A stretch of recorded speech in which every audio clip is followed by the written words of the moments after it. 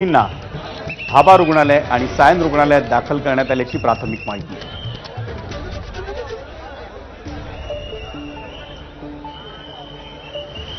या घटनेनंतर कुर्ला एलबीएस मार्गावर मोठी गर्दी उसळली होती.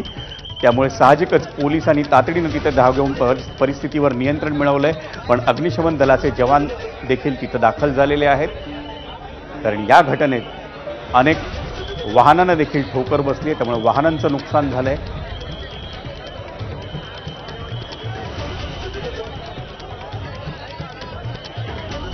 आपण एबीपी माझावर दृश्य पाहतोय, ती बस देखील आपल्याला दिसते.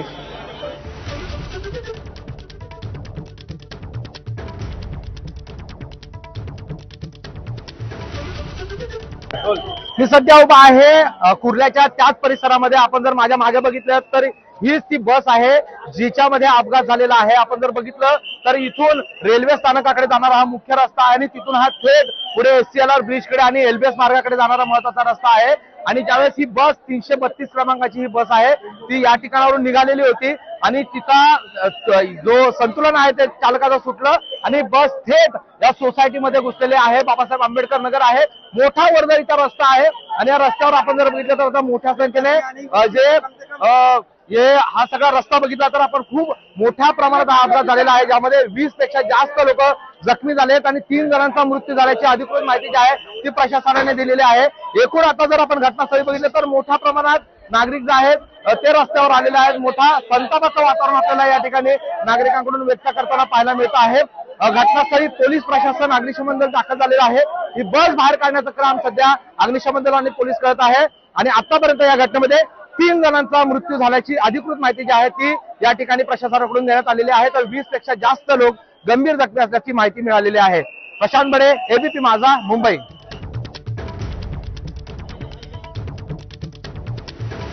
जल्दी हो सके हॉस्पिटल में, बाबा हॉस्पिटल में पहुंचाया गया और फटाफट उन लोग को पब्लिक ने हेल्प करके सबको पहुंचाया गया.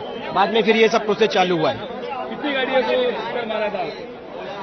कम से कम 6-7 गाड़ी को, ऑटो को 2-3 ऑटो को तो वहीं पर जहाँ स्टार्ट से व्हाइट हाउस से उड़ाते हुए आया, फिर यहाँ से 3-4 गाड़ी, ये गाड़ी ऑटो, ये और वो टेम्पू, 2-3 टेम्पू उड़ा के सीधा अंदर घुसा. कितने दिन जख्मी हुए अभी तक? जख्मी का तो काउंट नहीं बता सकते.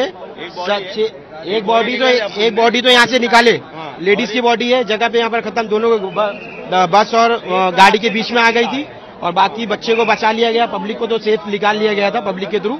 बाकी वहां पर 2 बॉडी को जगह पे हुए, मार्केट के पास 2 बॉडी जगह पे खत्म हुई और बाकी पब्लिक को हॉस्पिटल में, जवाहर हॉस्पिटल में लेके गया पब्लिक को, सबको.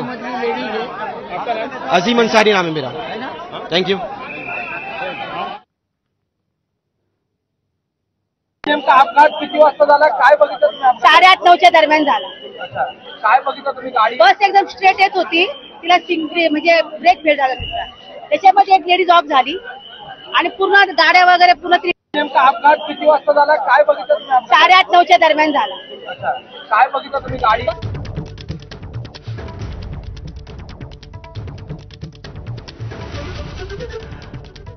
तर आपण पाहत होतो प्रशांत बडे, एबीपी माझाचा प्रतिनिधी, आपल्याला घटनास्थळावरून या अपघाताची माहिती देत होता.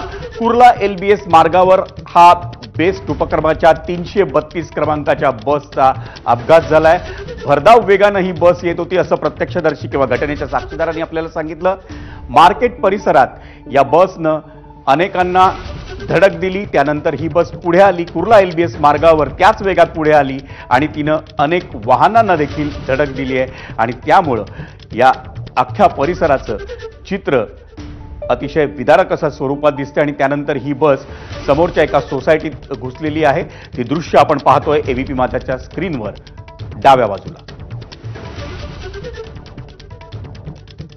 या अपघातामध्ये किमान 20 जण गंभीर जखमी झालेत आणि 3घांचा मृत्यू झाल्याची भीती व्यक्त करण्यात येत आहे. मृतांचा आकडा आणखी वाढण्याची शक्यता आहे असं देखील सांगण्यात येत आहे. ही बस कुर्ल्याहून अंधेरीच्या दिशेने जात होती. 332 क्रमांकाची बस आहे आणि रात्री साधारण 8:30 ते 9च्या दरम्यान या बसचा अपघात झालेला आहे.